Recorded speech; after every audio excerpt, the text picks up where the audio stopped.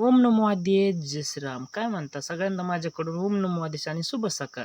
आणि आजचा ब्लॉग तुम्हाला सांगतो मी सगळ्या लग्नाचा जाणार आहे. म्हणजे आज पुतणीचं लग्न आहे म्हणून सगळा ब्लॉग तिकडचाच येणार आहे माझं. मला कुठं जाता नाही येणार त्याच्यामुळं. मग आज मी गडवर आलो, बाबांचं दर्शन घेतलं आणि दर्शन करून आपल्याला जायचं होतं लग्न मंडपाकडे. मग मी घरी आलो, ऊन पण खूप पडलं होतं, संध्याकाळी 100% पाऊस येणार होता. मग मी घरी आलो, गार पाण्याची बॉटल घेतली, गार पाणी पिलो, थोड्या वेळ बसलो सावलीला. मग मी चाललो होतो लग्न मंडपाकडे.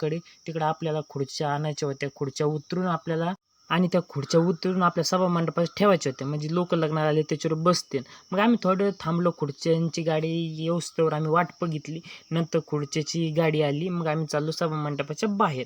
मग आपल्या खुर्च्या काढून आपल्याला आतमध्ये घ्यायच्या होत्या. आणि सभा मंडप देवस्थानचा आहे, तर मडीचे सगळे लग्न इथंच होतात. आणि हे पोरं बघा खुर्च्या कसे काढतात, मी म्हणलं मोडन नीट काढा तुम्ही. मग आम्ही खुर्च्या ठेवल्या आणि आम्ही गेलो इस्त्री करायला शर्ट याचा. मग आलो आम्ही, थोड्या वेळ बसलो, तर भांड्यांची पण गाडी आली, म्हणजे नवरीला भांडे देतात ना, ती गाडी आली. तर मी भांडे उतरले आणि परत मी आलो जार नेण्यासाठी. मग मी तिथून जार घरी ठेवला, बहीण आलेली होती. मग मी परत आलो सभा मंडपाकडे. मग मी तिजगावला आलो, तिजगावला आपलं काम होतं थोडं. मग ते काम आटपलं आणि मग आम्ही सायकलच्या दुकानदाराला, आपल्या सायकल आहे वडिलांची, त्यांना रिंग घ्यायची होती सायकलची. मग मी आलो मडीत, तर हे आले नवरदेव करते म्हणजे थांब आपण डीजे बघू. पण एकच घोटाळा झाला, का डीजेच नव्हता लावला नवरदेवनी. नवरदेव तसाच गेला भाऊ, वाजत गाजत तिकडे पिप्पाणीवर सभा मंडपात. मग आम्ही काय केलं, सभा मंडपात आलो, नवरदेव पण तवर आला. आणि एक घोटाळा झाला, का नवरदेव म्हणला का नवरी कोण डीजे असतो, नवरी म्हणली का नवरदेव कोण असतो, ह्यो घोटाळा झाला. मग आम्ही सभा मंडपात आलो, थोड्या वेळ बसलो, लोक येण्याची वाट बघितली. आम्ही थोडं सकाळी लवकर आलतो म्हणून आम्हाला दिवस मोठा वाटत होता, गरमत पण खूप होतं. याला म्हटलं चल भाऊ आपण जेवण करू.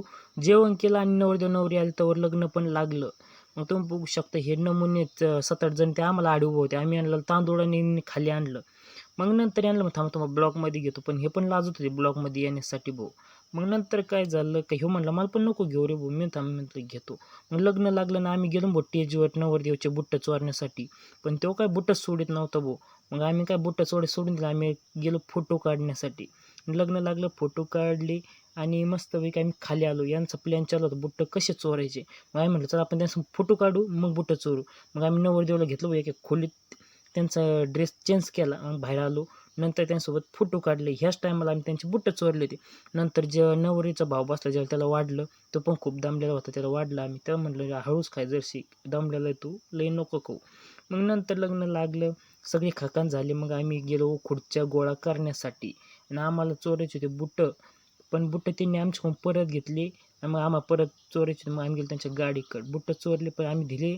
तर नवरी पण वाटेल लावायचा टाईम झाला, नवरी वाट लावली. आणि आजचा ब्लॉग कसा वाटला नक्की सांगा. ओम नमो आद्य.